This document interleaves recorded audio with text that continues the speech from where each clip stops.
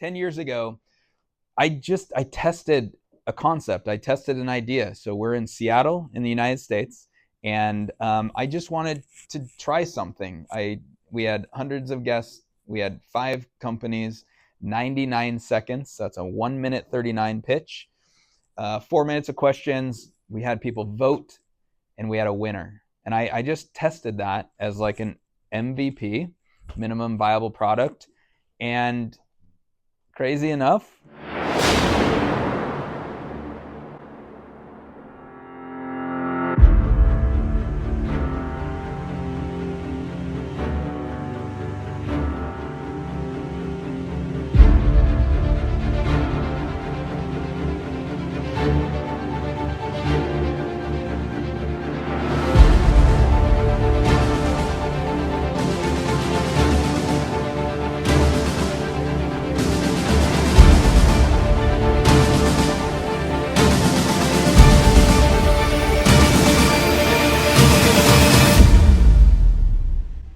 I often get asked about the 99-second pitch and how powerful it is.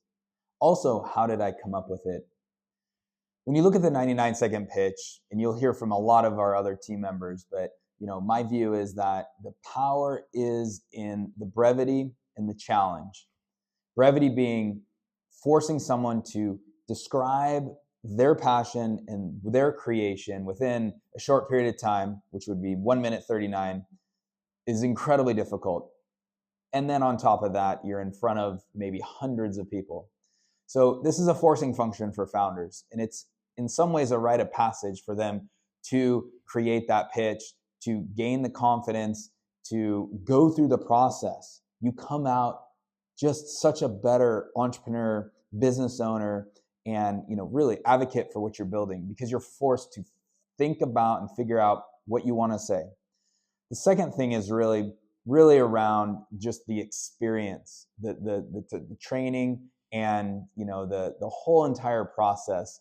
The power is in people going through that. They come out the other side such more confidence, and I've seen it so many times where people are nervous. They're even questioning if they want to do it, but after the fact of their pitch, even if they didn't win, they are just shining so bright. They are so proud of themselves, and they're just so encouraged by being a part of the entire experience. So this is the power of the 99-second pitch, and it happens all around the world. We love it. It's concise. It means that you don't have time to waste words. There's no time for you to go, hey, everybody, it's so nice to be there. You got to go right into your pitch. And it also revolves around storytelling. So the problem is no longer a graph or a number. It's actually a story about a human having the problem.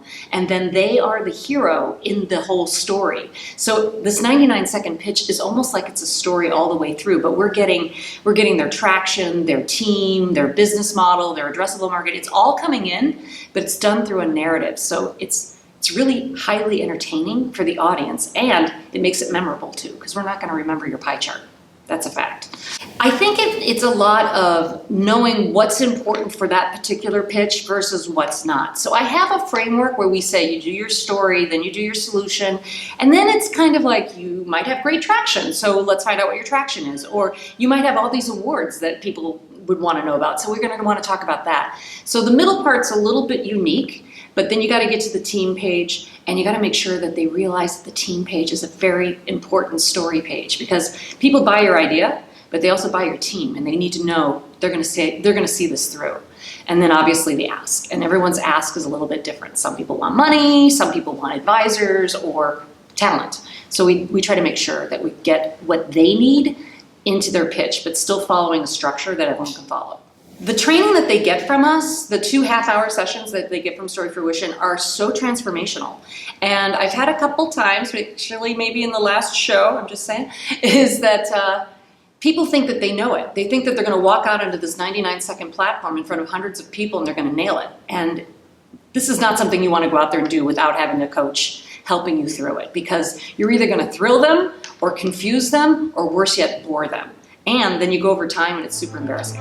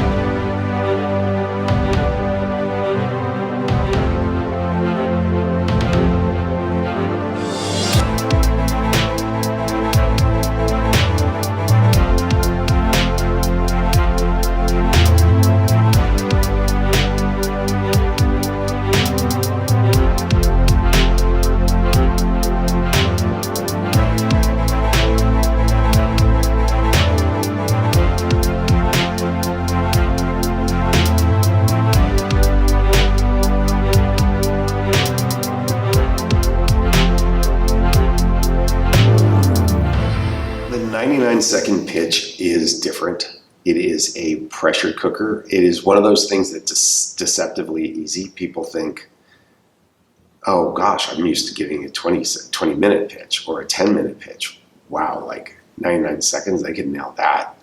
But we all know it's harder to be good in a shorter amount of time than it is to be in a longer amount of time. It's very difficult. So it's quite the process, and that bears out with how much preparation people put in. But it's not something anybody can't overcome, right? Is that the right way to say it? But we can all do it. You just have to flip your mind into that mode and take on that challenge. A 99-second pitch is so much harder than a 10-minute pitch. You have to really be succinct, you have to be specific, you have to get all the information down. There's not time to kind of bluff or fluff or BS. You have to really know what you're saying and how you're saying it. So it is like the best forcing function for preparing how to talk to your starter. You can talk about your business in 99 seconds. You are ready to go do a 10-minute investor pitch. It really makes you focus on the most important pieces of your business and how you can explain that to someone who's never heard of it before.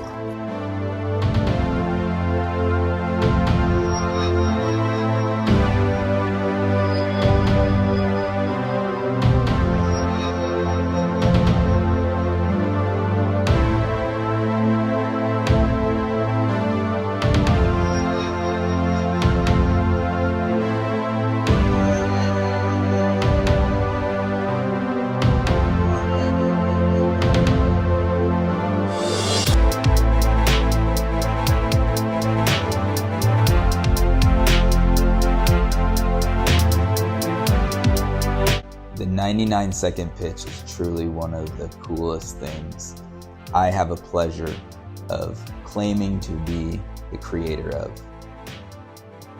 As you can see, it benefits people all over the world, and maybe you too can attempt to put your 99-second pitch together.